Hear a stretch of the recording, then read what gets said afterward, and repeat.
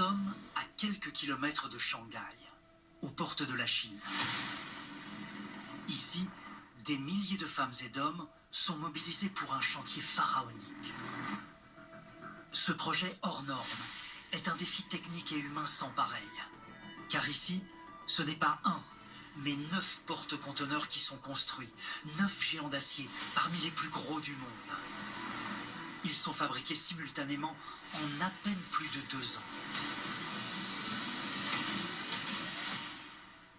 L'armateur de cette nouvelle génération de bateaux est français. C'est CMA CGM, un leader mondial du transport maritime. Objectif de ces colosses, déplacer toujours plus de marchandises, pas moins de 215 000 tonnes par navire, à l'image du premier d'entre eux, le Jacques Saadé. Le CMA CGM Jacques Saadé fait 400 mètres de long, 61 mètres de large, 70 mètres de haut, avec 300 000 tonnes de déplacement au maximum, 16 mètres sous l'eau. Ces navires marquent un tournant dans le transport maritime. Une révolution pour l'alimentation du moteur, l'emploi du GNL, le gaz naturel liquéfié. C'est une grande première mondiale. C'est la première fois qu'on va construire un moteur de cette taille et de cette puissance qui va fonctionner au gaz.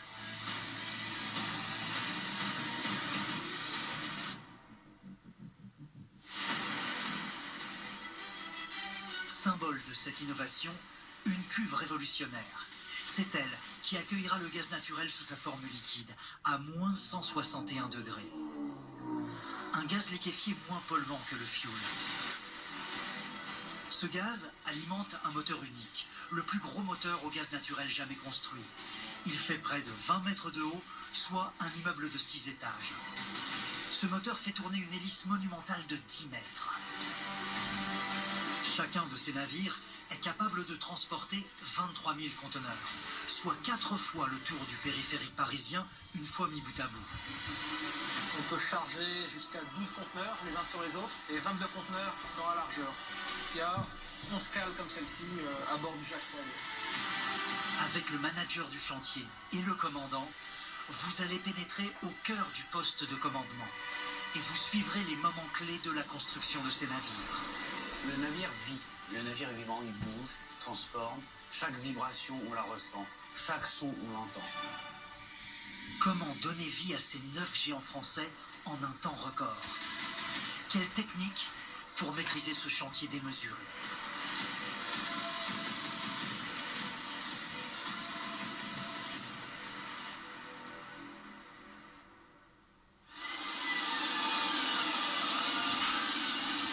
L'histoire de ces porte-conteneurs est celle d'un pari immense.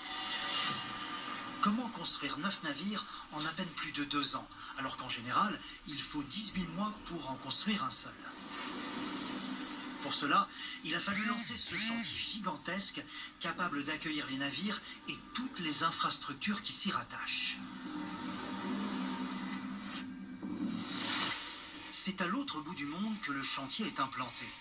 Il est situé en Chine, aux portes de Shanghai, sur l'île de Changqing. Ces installations navales s'étendent sur près de 4 km de long.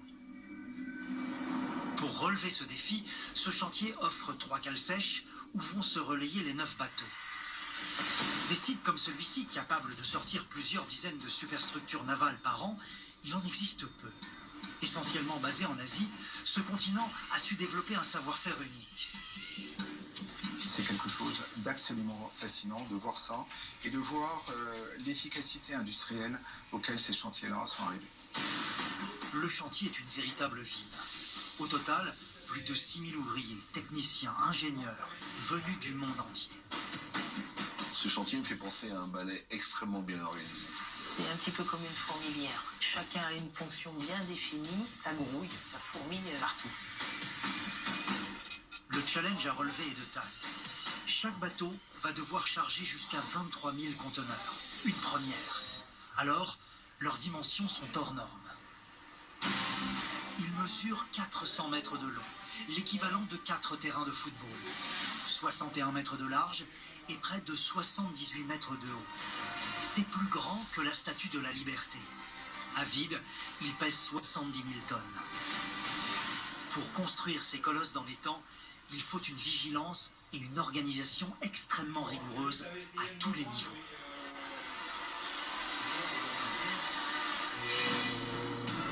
Dans l'un des nombreux entrepôts du chantier, des ouvriers assemblent une partie du navire que l'on appelle un bloc. Car pour coordonner au mieux la construction des 9 bateaux, la logique choisie est celle de Lego géant.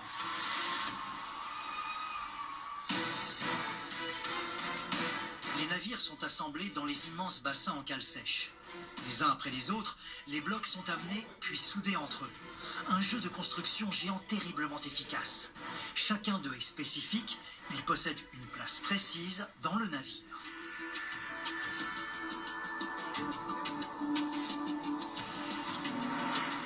Pour fabriquer à la chaîne ces 9 géants des mers sans perte de temps, il a donc fallu créer des milliers de blocs indépendants.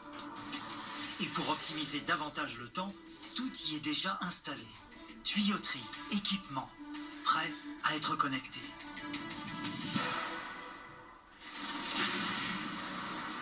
Ces méga-parties sont acheminées au cœur du chantier, près des cales sèches, pour être assemblées au reste du navire.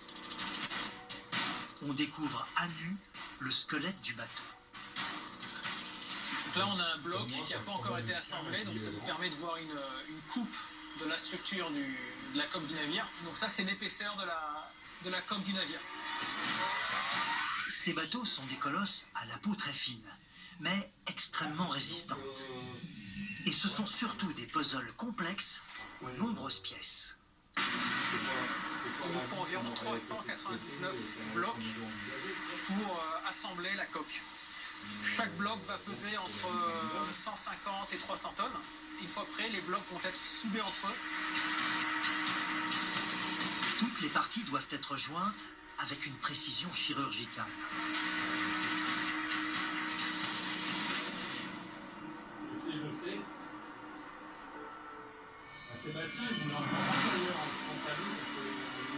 Tel un vaisseau sorti de Star Wars, une section de l'arrière du bateau, composée de 5 blocs, approche lentement du bassin. 790 tonnes, le poids de 2 TGV, sont suspendus dans les airs. Les grues, appelées aussi portiques, sont tout aussi massives. Elles soulèvent jusqu'à 600 tonnes. Ici, 2 grues fonctionnent en tandem.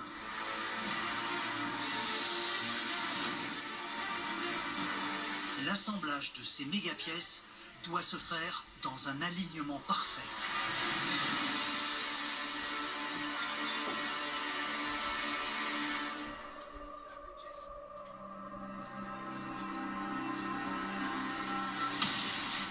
Mais comment construire un navire en gardant le fond du bateau accessible?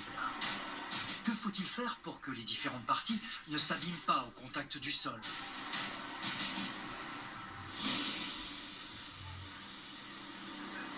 On utilise de petits supports incroyablement solides. Dans le vocabulaire naval, on appelle cela des tins. Ils vont tapisser le fond du bassin. C'est sur eux que sera posé le bateau. Le tin est un morceau de béton avec une pièce de métal par-dessus. Chacun peut supporter 200 tonnes sans abîmer la coque. L'ensemble des tins va porter les presque 70 000 tonnes du bateau terminé.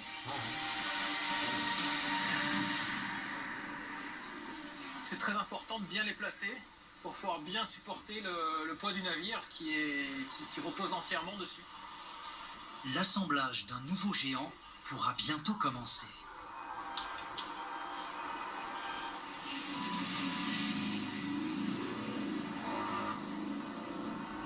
À l'origine, il y a les tôles. 12 661 découpes d'acier. Elles sont la matière première de la structure du porte-conteneur, comme des cellules dans le corps humain. Elles arrivent près du chantier par voie maritime, par centaines. Pour fabriquer les pièces, eh bien, on part d'une tôle pleine, d'une dimension relativement importante, hein, généralement des tôles d'une quinzaine, parfois une vingtaine de mètres de long. Avec ces tôles, la structure est donc principalement faite d'acier, un matériau réutilisable, à l'infini. La beauté Ça d'un capte navire, mal c'est ton côté qu'il est chinois. à 99,9% recyclable. Dans 30 ou 40 ans, le bateau sera démantelé. Presque toutes ses parties pourront alors être réutilisées.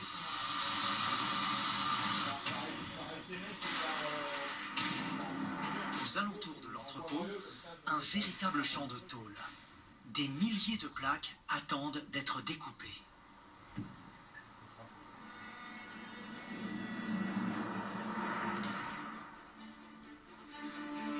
Mais pourquoi construire des porte-conteneurs toujours plus grands? La réduction des coûts des transports n'est pas l'unique raison. L'enjeu environnemental est aussi déterminant. En effet, si l'on transporte 23 000 conteneurs en un seul trajet, on réduit d'autant les émissions pour chacun d'entre eux. Nous avons juste un moteur, certes, beaucoup plus imposant que celui d'un moteur de camion, mais qui, en soi, va polluer moins que les 23 000 camions qui vont transporter leurs conteneurs d'un bout à l'autre. Le trafic maritime est donc comparativement bien plus écologique que le trafic aérien ou routier.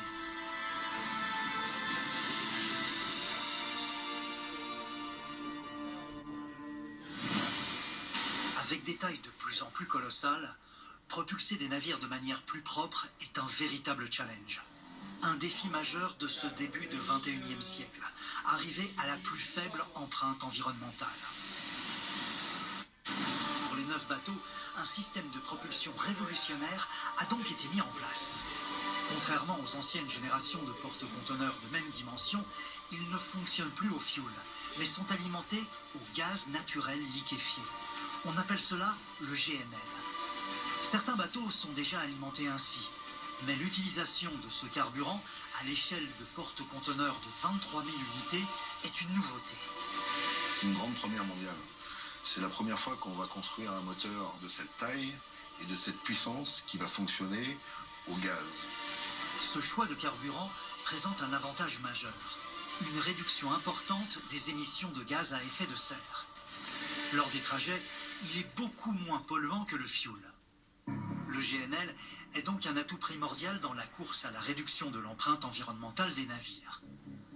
Le gaz naturel liquéfié permet de réduire de 20% les émissions de CO2, de 85% les émissions d'oxyde d'azote, de 99% les oxydes de soufre et les particules. Ce qui représente une réduction considérable. Les ingénieurs ont dû faire face à un second dilemme, l'autonomie des navires. En effet, la plupart des trajets s'effectuent entre l'Asie et l'Europe. Les enjeux de ravitaillement sont donc essentiels. Moins un navire s'arrête en cours de route, plus les frais et le temps de trajet sont réduits. Les porte-conteneurs au GNL doivent pouvoir parcourir des distances inouïes sans ravitaillement. Ils doivent embarquer suffisamment de carburant. L'objectif est clair. On va parcourir la moitié de la Terre, aller-retour, sur un plein. Pour en arriver là, il a fallu 9 ans d'études. Un défi complexe, car il faut pouvoir stocker une quantité énorme de GNL à bord. L'entreprise française GTT, le leader mondial des cuves de gaz naturel liquéfié, a dû imaginer une cuve sur mesure. C'est la plus grande jamais réalisée. Avec ses 51 mètres de long et 27 mètres de large, elle fait 18 000 mètres cubes, l'équivalent de 6 piscines olympiques. Le choix de la forme liquide est un atout majeur et la solution à une problématique bien connue. Le volume occupé par le gaz, une fois transformé à l'état liquide, est 600 fois inférieur au volume qu'il occupe à l'état gazeux. Donc vous concentrez un volume de gaz tout à fait considérable à l'état liquide. Mais la contrainte est forte. Pour que le gaz garde sa forme liquide, il faut le stocker entre moins 161 et moins 163 degrés Celsius. La cuve doit non seulement résister, mais aussi conserver la température. Pour cela, toutes ces parois sont recouvertes de multiples couches d'isolation, plus de 27 cm d'épaisseur au total. La cuve forme ainsi une sorte de sarcophage, étanche et résistant, comme une glacière géante au cœur du navire.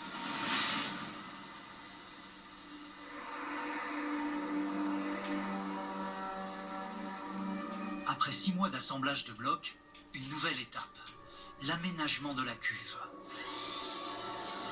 Il faut isoler un bloc intégralement.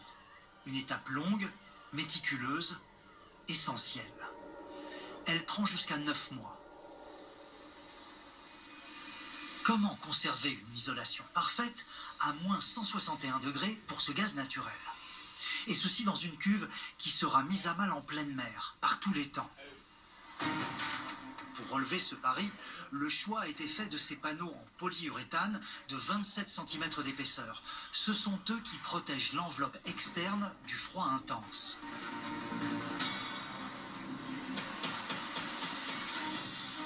Les panneaux sont ensuite collés sur toute la hauteur de la cuve, puis fixés.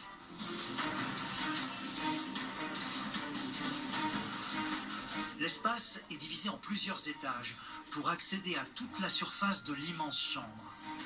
L'opération prend 7 semaines.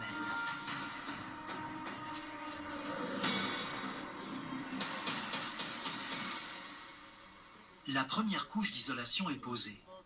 Mais est-elle parfaitement étanche? Même si le chantier est une course contre la montre, les équipes doivent s'assurer du zéro défaut en examinant toutes les coutures. Elles se répartissent le travail en délimitant les zones d'inspection.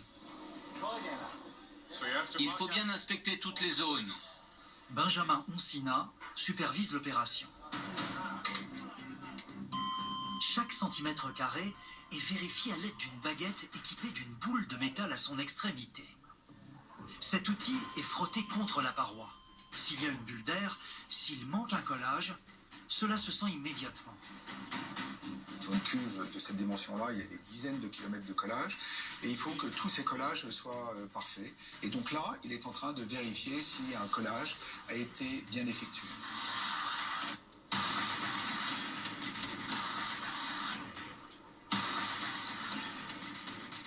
Benjamin a trouvé un défaut. Dans ce cas-là, les techniciens utilisent une méthode efficace, surprenante par sa simplicité. Là où il y a un doute, on recouvre la paroi d'eau savonneuse avant de placer dessus ce cube de plexiglas. Grâce à une pompe, on y fait le vide. Si des bulles d'air s'échappent à travers la paroi, cela prouve que l'étanchéité n'est pas parfaite. Alors, le collage doit être impérativement refait, tout en respectant les cadences de construction. Pas une minute à perdre, il faut poursuivre l'opération sur les niveaux inférieurs. Le compte à rebours continue. Après 16 semaines, la première étape de l'aménagement de la cuve se termine. Une seconde, beaucoup plus longue, débute.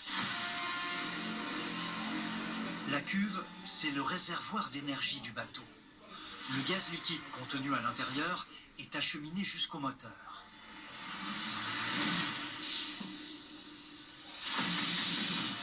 Problème, le volume de gaz et la distance à parcourir dans le bateau sont très importants. Le moteur est situé à l'autre extrémité du navire pour qu'il reste bien équilibré. Il faut donc placer un extracteur dans la cuve. C'est cette pièce.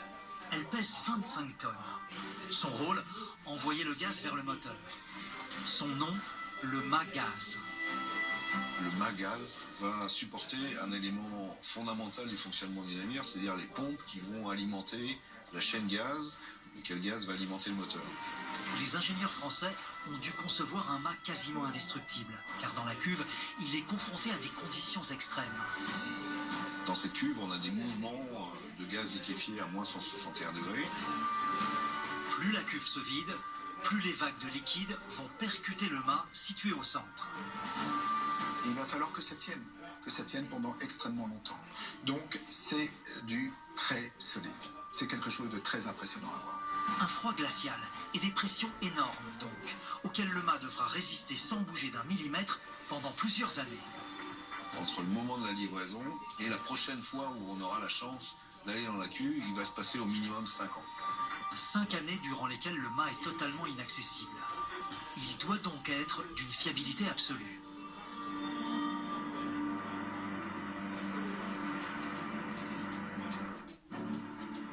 Sur le méga chantier de Shanghai, le défi se poursuit. Sur l'un des porte-conteneurs, la cuve a reçu sa première couche d'isolation. Une seconde doit être posée. Mais avant cela, il faut installer le mât gaz.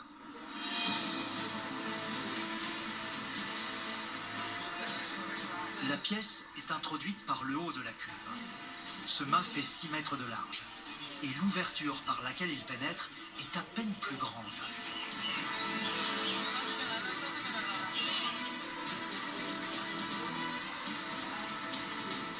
La descente se fait centimètre par centimètre. Une quinzaine d'ouvriers est mobilisée pour cette opération délicate.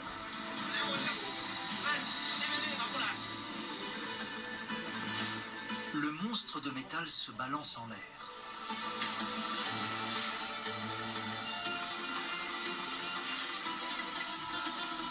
Le mât est solidement fixé au support en place. À son extrémité, à quelques centimètres au-dessus du fond de la cuve, 4 pompes. Elles vont récupérer chaque goutte de gaz liquide. Quand on voit ça, on se demande mais comment c'est possible? Comment ça va tenir? C'est suspendu au toit de la cuve, et ça descend jusqu'en bas avec la pompe qui va pomper le liquide au plus près du plancher de la cuve. Une installation d'une fiabilité à toute épreuve. Les ouvriers peuvent poser la dernière couche d'isolation de la cuve, la membrane primaire, une tôle de 1,2 mm d'épaisseur. C'est elle qui donne l'aspect gaufré, si particulier au cœur des porte-conteneurs. Cette membrane si fine est pourtant d'une efficacité redoutable. En effet, le froid intense du gaz liquide contracte l'acier. Il est donc indispensable de donner de la souplesse à la structure. La membrane gaufrée, avec ses rebords ondulés, est la solution parfaite. Son génie, c'est la souplesse qu'elle a. Et cette souplesse, elle est produite par ces ondes. Ces ondes sur ces plaques d'acier inoxydable qui vont se contracter sans exercer d'effort sur les kilomètres de soudure qu'il y a dans la cuve. Pas moins de 6,5 km de soudure sont réalisés. D'une résistance extrême, ce sont les mêmes que dans l'aérospatiale. Après 8 mois de travail, la cuve a désormais son aspect final.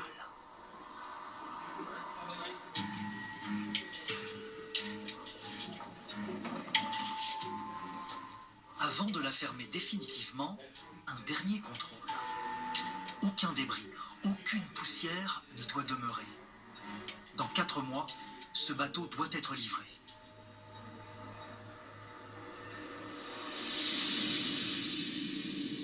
Trois mois après le début du chantier sur le continent, c'est une journée particulière qui commence pour les ingénieurs de CMA-CGM. C'est là, en effet, qu'une pièce centrale est mise au point. Dans les entrepôts, l'assemblage d'un moteur est terminé. Un des éléments les plus spectaculaires des navires. Avec ses 24 mètres de long pour 18 mètres de haut et son poids de 2000 tonnes, il produit une puissance de 63 000 kW. Un bâtiment à lui seul. Avant de l'installer sur le bateau, on effectue un test unique dans son existence. Il est poussé jusqu'à ses limites, à 110% de ses capacités. Un exercice obligatoire pour évaluer sa solidité en cas de situation extrême. En pleine mer, cet ensemble monumental est une des pièces les plus compliquées à réparer. Mais bien sûr, il a été conçu pour faciliter le travail des mécaniciens. Tout est accessible, comme on peut aller dans la machine pour voir et écouter tout ce qui se passe. Ça nous permet de nous rendre compte et d'observer les évolutions. En cas de souci majeur, des trappes sont aménagées pour pénétrer jusqu'au cœur de cette pièce centrale. Les tests sont concluants. Le moteur a tenu ses promesses. Dans quelques jours, il trouvera sa place définitive à bord d'un des 9 porte-conteneurs.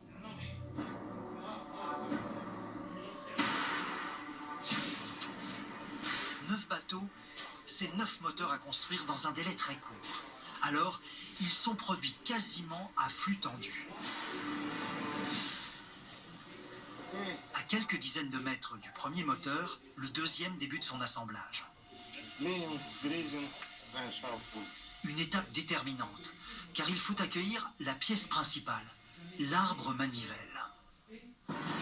L'arbre manivelle, c'est cet axe qui va relier le moteur à l'hélice et la faire tourner. Il pèse 220 tonnes. Inséré dans la partie basse du moteur, il est mis en mouvement grâce à 12 pistons.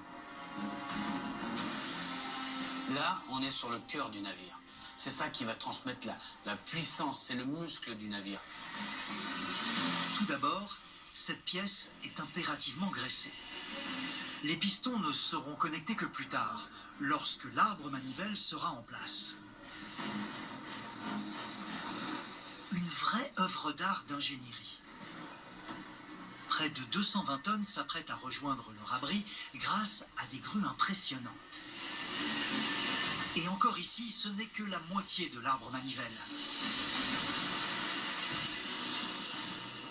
Les 12 pistons font chacun 1 mètre de diamètre. C'est 10 fois plus que ceux de votre voiture. En pleine action, ils montent et descendent de 3 mètres 20.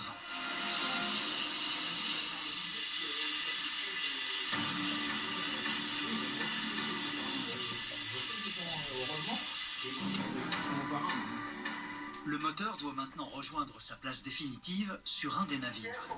Mais avant cela, Richard, c'est il va son falloir mari. le démonter pour l'amener à bord.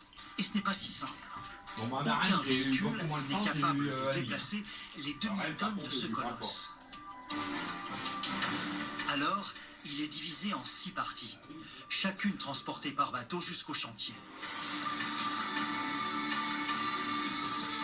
Cette pièce est la partie principale.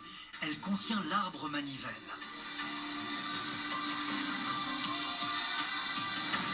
Ce morceau est ensuite descendu. Avec ses 350 tonnes, un contact direct avec le sol, sans protection, déformerait le métal sous son poids. Alors, il est calé sur des pieds. Ce support, bien que temporaire, est solidement fixé.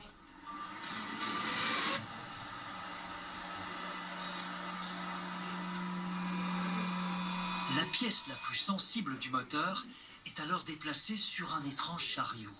Cette pièce pèse 350 tonnes et pour la transporter de l'usine jusqu'à la grue qui va finalement la mettre sur la barge, on utilise un chariot. Ce chariot, dans notre langage, ça s'appelle une traîne. Pour supporter de telles masses, ces traînes possèdent jusqu'à 140 roues. Leur poids est supérieur à celui de 10 semi-remorques. Cet engin est piloté à distance, par télécommande. Sécurité oblige, il roule à moins de 5 km/h. C'est un transport extrêmement lent, ce qui est important quand on transporte une pièce aussi sensible que la partie basse du moteur. Quand la traîne arrive près de la barge, le bateau l'attend déjà.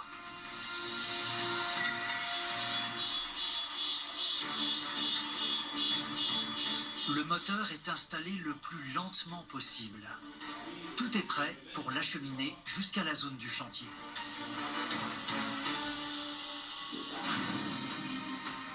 Pour faire avancer les porte-conteneurs pesant 300 000 tonnes une fois chargés, le système de propulsion se termine par une hélice à la forme unique. Son hydrodynamisme permet de maximiser son efficacité. Les pales sont étudiées de manière à ce que les filets d'eau le long de la coque et qui arrivent à l'hélice aient un passage optimum. Le nombre de pales est aussi étudié pour diminuer la consommation en combustible. Retour sur l'île, au cœur du chantier. Cette pièce a été conçue en Allemagne et fabriquée en Chine. Voici l'hélice. Elle pèse 92 tonnes pour 10 mètres de diamètre. Et c'est cette unique hélice qui va permettre de propulser le navire à 21 nœuds, ce qui représente environ 40 km/h. Elle est raccordée à cette immense pièce d'acier ronde. On l'appelle l'arbre porte-hélice, car c'est lui qui entraîne sa rotation. L'arbre porte-hélice va transmettre une puissance de 85 000 chevaux à l'hélice. Donc le but du test aujourd'hui, c'est de s'assurer que la surface de contact entre l'arbre et l'hélice soit parfait.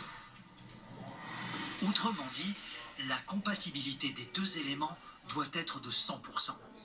Aucun écart ne peut être toléré. À pleine puissance, le moindre jeu entre les deux pièces aurait des conséquences irréparables. Pour effectuer ce test, on utilise un colorant, le bleu de méthylène. Une fois les deux pièces insérées l'une dans l'autre, les traces de bleu vont révéler tous les points de jonction.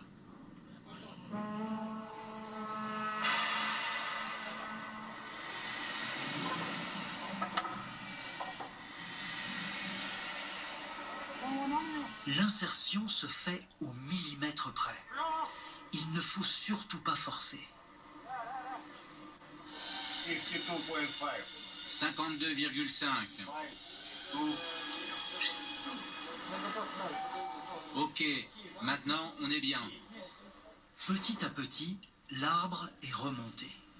L'hélice et l'arbre porte-hélice se sont idéalement imbriqués. Là, on a un résultat parfait, on a 100% de contact. Donc c'est super. Opération réussie. Prochaine étape, les deux pièces seront réassemblées directement sur le navire.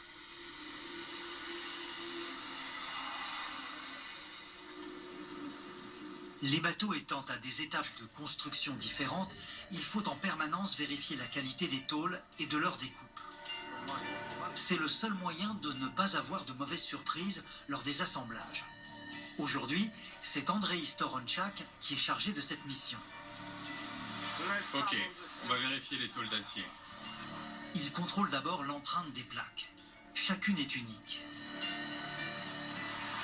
9, 3, 7, 8, 2, 6, 0, 0. Chaque plaque possède une trace caractéristique en plus de son numéro de série. Ainsi, un défaut trouvé plus tard sur une pièce d'acier permettra de retrouver toutes les autres pièces provenant de la même tôle. Un arc électrique est projeté sur le métal à près de 18 000 degrés, coupant l'acier comme du beurre. Le navire entier nécessite plus de 880 km de découpe. C'est la distance qui sépare Paris de Berlin.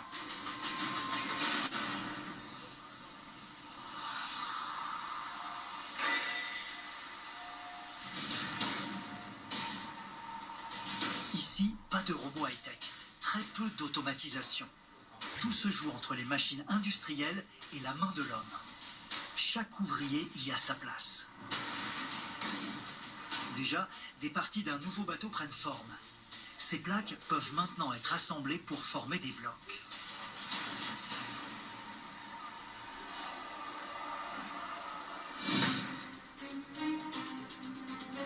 Sur le chantier, les étapes sont nombreuses.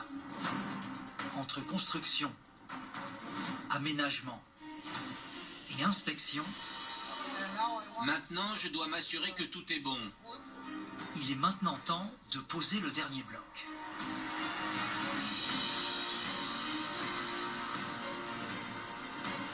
Celui-ci attend à quelques mètres du bassin. Andrei vient superviser la manœuvre. Le bloc s'élève lentement, se balance dans les airs plusieurs dizaines de minutes, avant de s'insérer parfaitement à la proue du navire. Il reste maintenant à le souder pour que le bateau soit enfin totalement assemblé. Ces navires sont des mécanos géants, mais aussi des jeux de couture XXL. Comme des cicatrices, les jointures parcourent de long en large la coque du navire. Là, en fait, on a deux blocs qui ont été préassemblés. On voit bien le joint ici, qui n'a pas encore été soudé. Et donc tout cela est assemblé par soudure. Et il faut 1248 km de soudure pour complètement assembler la coque du Jacques Saadé. 1248 km, c'est la distance qui sépare Marseille de Manchester.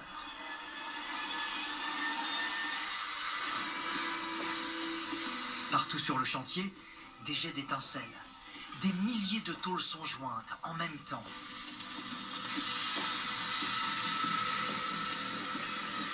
Il est fondamental que la structure du bateau en navigation ne montre aucune faiblesse. Ce sera la soudure la plus fragile qui va rendre le bateau fragile. Donc, pour moi, chaque petite soudure, chaque petit tuyau, Tout a une importance capitale. Une négligence, comme un maillon faible dans une chaîne, peut causer un désastre en cas de choc en mer. Alors, chaque jonction est inspectée minutieusement et refaite si nécessaire.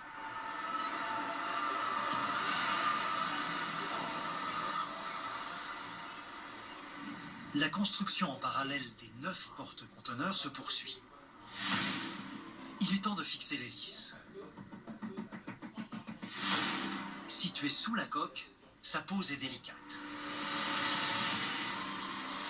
L'hélice a été fondue en une pièce dans un moule unique.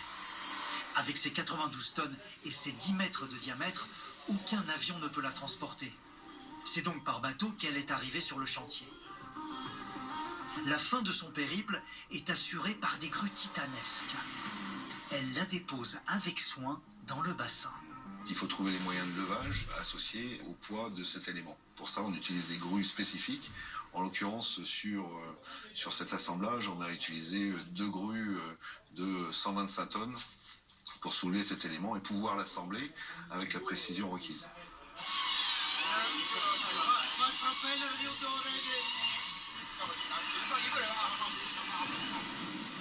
Les hommes vont maintenant préparer l'extrémité de l'arbre porte-hélice. En attendant, il est protégé des impuretés. Rien ne doit entraver l'insertion de l'hélice. L'hélice est amenée lentement sur un chariot. Puis, elle est petit à petit soulevée pour être alignée. Mais comment fixe-t-on une hélice de 92 tonnes?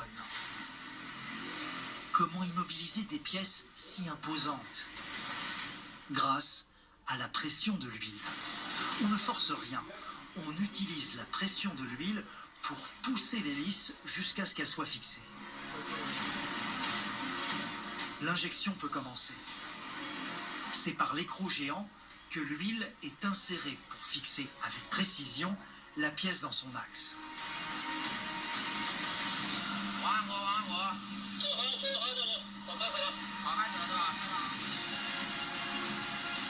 Sous le regard attentif de toutes les équipes, la pression de l'huile augmente.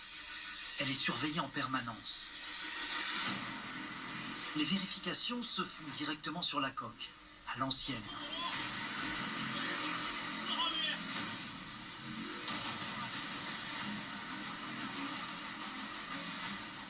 Une fois l'hélice fixée, on récupère l'huile qui resservira. Il ne reste plus qu'à découvrir la pièce.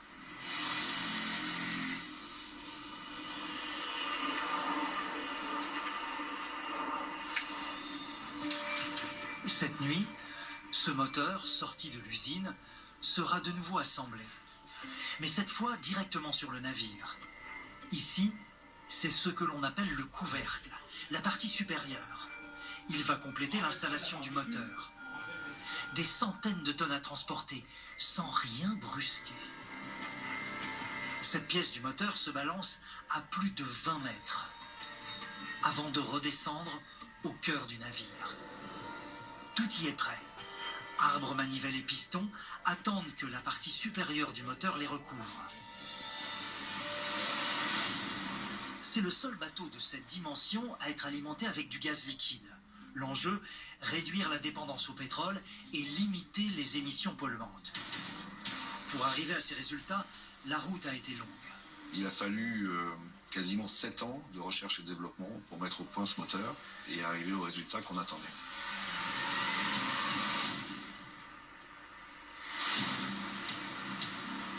Cette dernière pièce sera posée dans quelques minutes.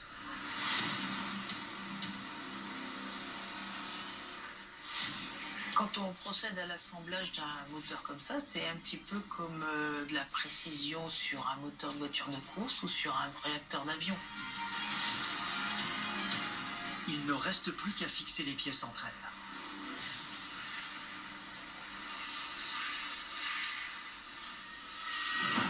La mer est un milieu particulièrement hostile, mettant la coque à rude épreuve. Avec le sel, les frottements, la peinture s'écale. Des plaques entières de peinture peuvent même se détacher. Le navire avance alors moins bien. Dans ce cas, pour maintenir sa vitesse de croisière, il faut alors pousser davantage les moteurs. À ce moment-là, ça crée des turbulences et on augmente la consommation. Les filets d'eau ne glissent plus. Or, la maîtrise de la consommation est un élément clé sur ces porte-conteneurs. La peinture d'un navire est donc très importante. Aucun coquillage ou autre organisme ne doit pouvoir s'y accrocher. Sa pose nécessite plusieurs étapes. Il y a plusieurs couches, de manière à protéger l'acier de la corrosion, de manière à ce que le navire glisse le mieux possible dans l'eau.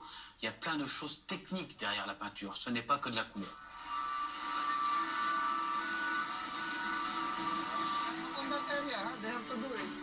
Avant de poser la dernière couche, il faut vérifier que la précédente est impeccable. Et ce n'est jamais le cas au premier essai. On trouve toujours quelques défauts. Un ingénieur va vérifier par lui-même. Il utilise un monte-charge pour tout checker. Et cette inspection n'est pas toujours de tout repos.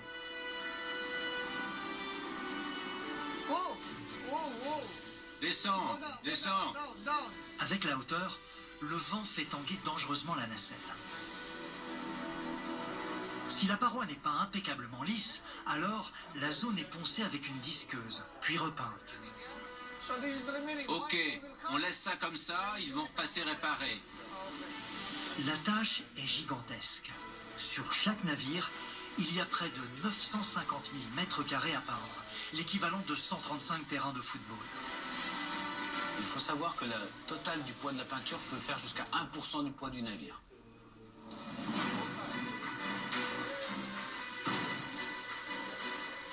L'application de la dernière couche de peinture peut commencer. Elle va prendre entre 1 et 2 jours. Pour chaque bateau, on va utiliser près d'1 million de litres de peinture, dont environ 2 tiers serviront à protéger la partie immergée de la coque.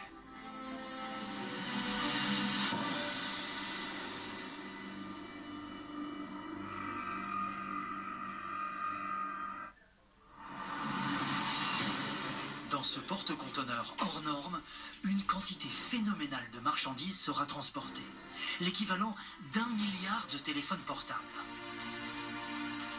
Que ce soit sur le pont, mais aussi en dessous, dans les cales, tout est acheminé dans des conteneurs au format standard.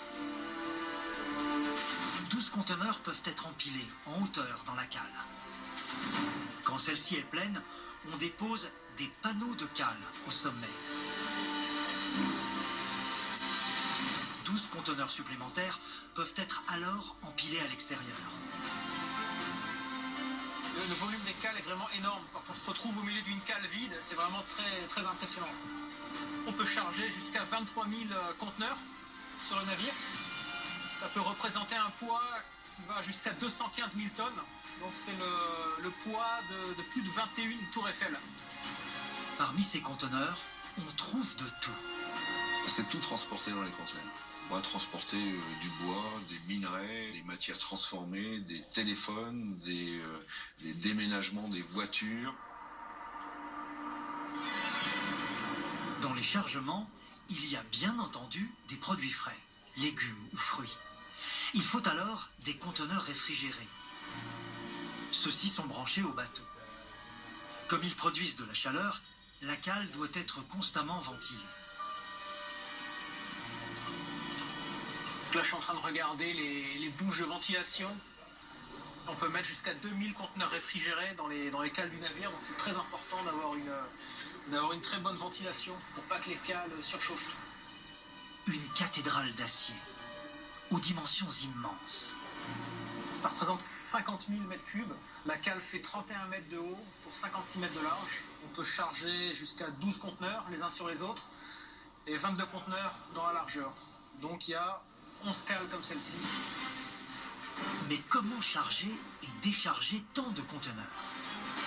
À côté des navires, les poids lourds ressemblent à des fourmis. Pour embarquer les chargements à l'intérieur des navires, il faut utiliser des grues énormes. Alignés pour couvrir la longueur du navire, leur bras est suffisamment long pour atteindre le côté opposé. avec ces nouveaux porte-conteneurs qui sont plus larges que les précédents. Un certain nombre de ports ont dû investir dans de nouvelles grues de façon à ce qu'elles soient beaucoup plus longues et qu'elles puissent aller jusqu'à l'extrémité du bateau. Les conteneurs déposés par les grues sont empilés grâce à un système de glissière. Couche après couche, sur toute la hauteur des cales, mais également dans la partie supérieure.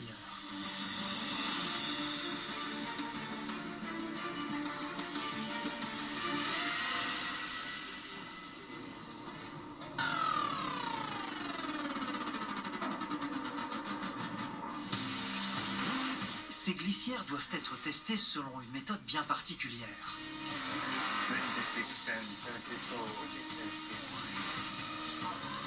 On y fait descendre ce que l'on appelle un demi-container. Un modèle factice qui fait exactement les mêmes dimensions que les futurs conteneurs. L'ingénieur CMA-CGM vérifie s'il y a le moindre problème. La plus petite torsion ou toutes sortes de déformations causées par la descente le long des glissières est signalée puis corrigée. Les accroches au sol sont également inspectées. Hors de question que les chargements bougent durant le transport. Tout semble sous contrôle. Le conteneur factice est alors remonté.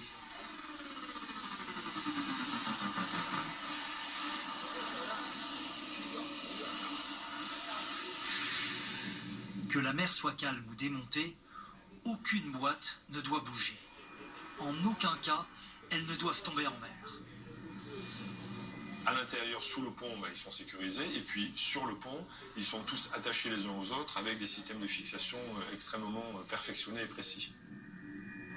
Au-dessus du pont, les conteneurs sont fixés à la structure du bateau, mais aussi entre eux. Dans le vocabulaire maritime, fixer un conteneur, c'est le saisir, à l'aide de plateformes. Avec ce système, ils peuvent résister aux vagues les plus puissantes en mer, aux tempêtes les plus violentes.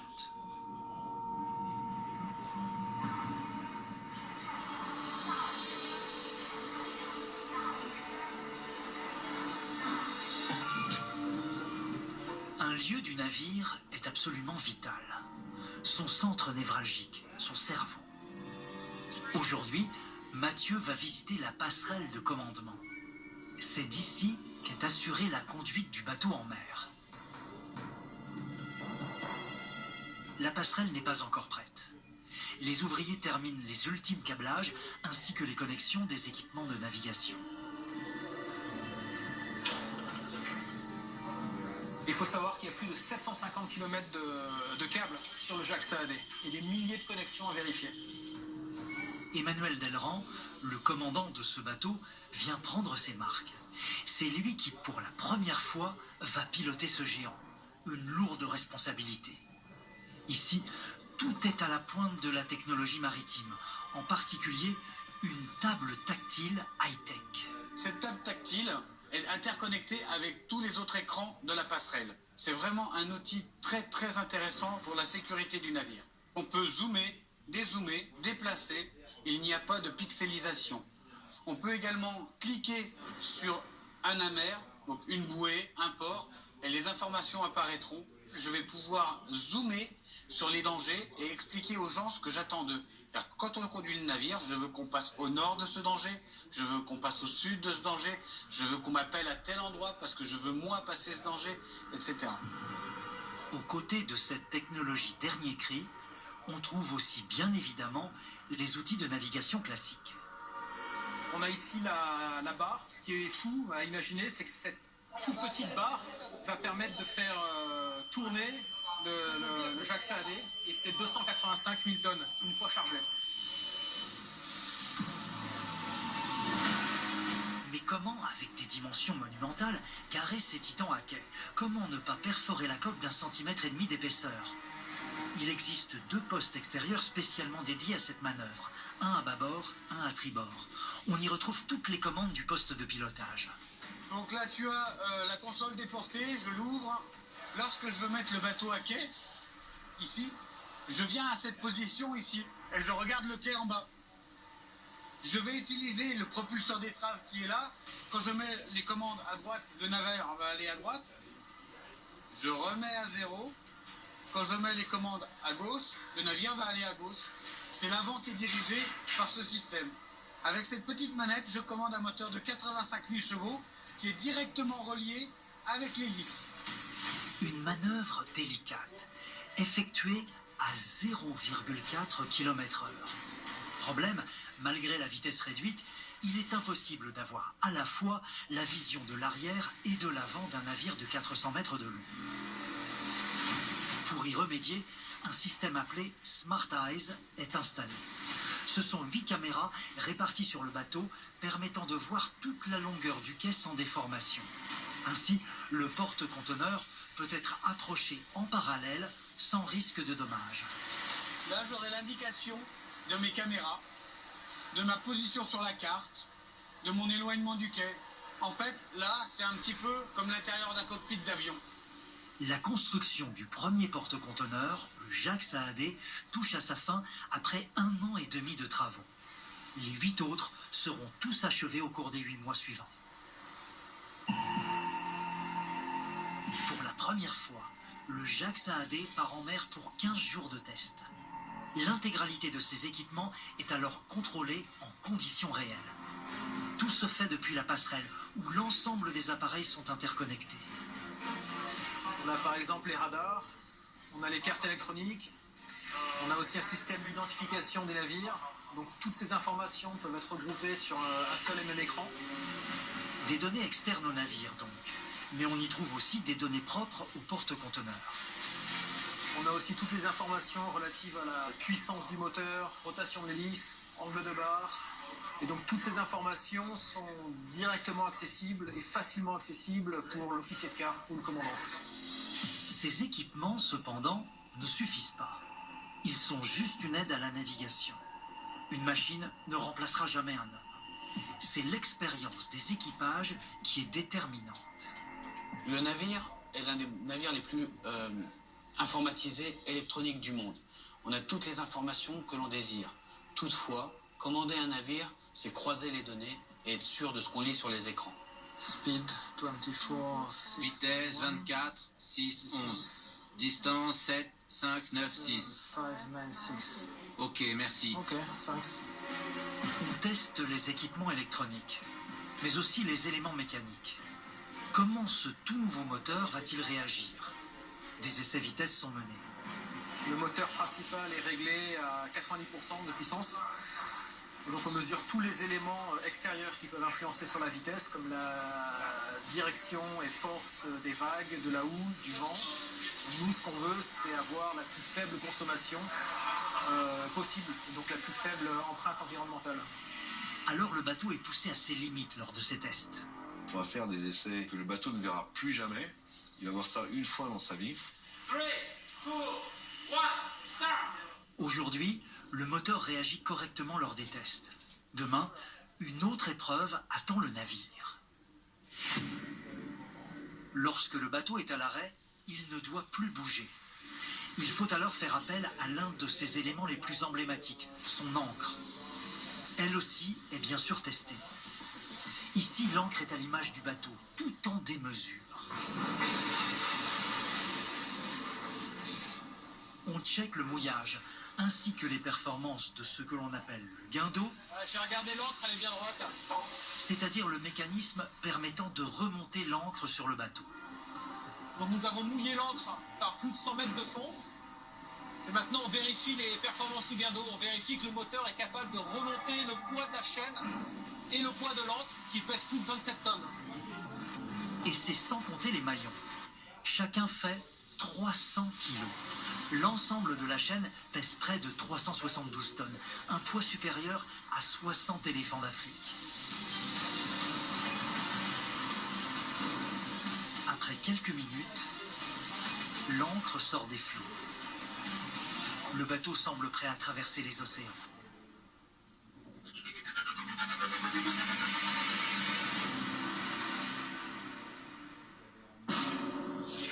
Après l'inauguration du premier navire, Le pari est en passe d'être relevé pour CMA-CGM. En un temps record, ces immenses chantiers ont permis à ces navires révolutionnaires de voir le jour. L'audace de l'entreprise française a payé. Les premiers bateaux achevés vont commencer les liaisons régulières. Les autres suivront bientôt. Dans le monde, les flux de marchandises augmentent. Aujourd'hui, 90% du transport de biens se fait par voie maritime. 100 000 navires marchands sillonnent déjà les mers. Mieux gérer leur empreinte carbone est donc essentiel pour la planète. Le monde maritime, d'une manière générale, est en train de vivre une révolution très importante. Le défi environnemental du transport maritime, il est immense. Le gaz naturel liquéfié permet d'avoir des navires plus propres, pour mieux protéger les mers, les airs et les ports. Mais à quoi ressemblera le transport dans 20 ans ou 30 ans ? Les ingénieurs de CMA-CGM et GTT sont déjà à pied d'œuvre pour développer des solutions futures. Les enjeux pour l'avenir sont immenses. L'objectif est, à terme, le zéro carbone. Aujourd'hui, on n'a pas la solution sur la table, technologiquement, mais on y travaille tous. C'est une quête, une opportunité fantastique. Libérons les idées, libérons les cerveaux pour trouver les solutions.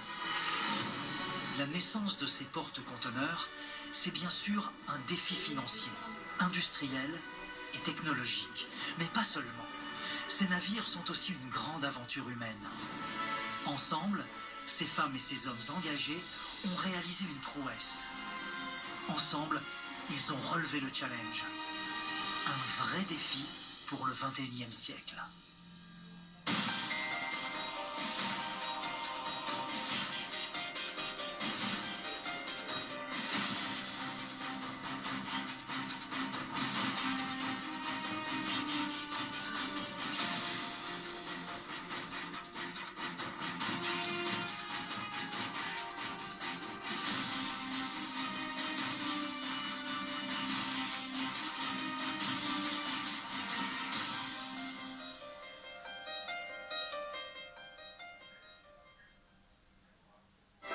Drew Pritchard redonne vie à des objets anciens et rares, et c'est tout un art. Sauveur de trésors, tout de suite sur RMC Découverte.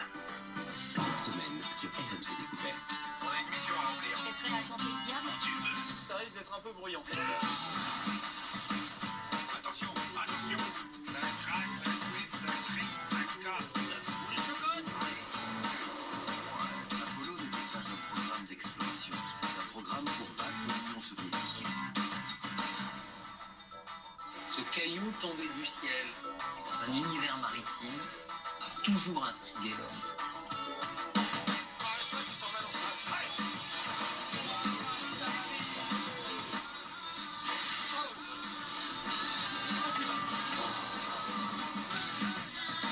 Le château de Chenonceau, il a une architecture qui est complètement unique. Il n'en existe pas d'autre. C'est le fin du fin de la modernité. RMC Découverte, plus fort que la fiction. Imaginez ces statues gigantesques, perdues au milieu de l'océan Pacifique. Ces pyramides constituées de millions de blocs d'une tonne ou plus. Imaginez le Machu Picchu, encore, Gizeh. Un peu partout sur la planète, ces constructions antiques défient le temps, l'histoire et la science. L'humanité à cette époque-là ne savait même pas faire un vase en poterie. Et ils sont arrivés à élever des piliers qui faisaient 16 tonnes. Et si toutes ces merveilles parlaient un même langage? Ils partagent tous le même ADN. Embarqués pour un voyage extraordinaire aux confins des origines de nos civilisations. Bâtisseurs de l'ancien monde, ce soir à 21h05 sur RMC Découverte.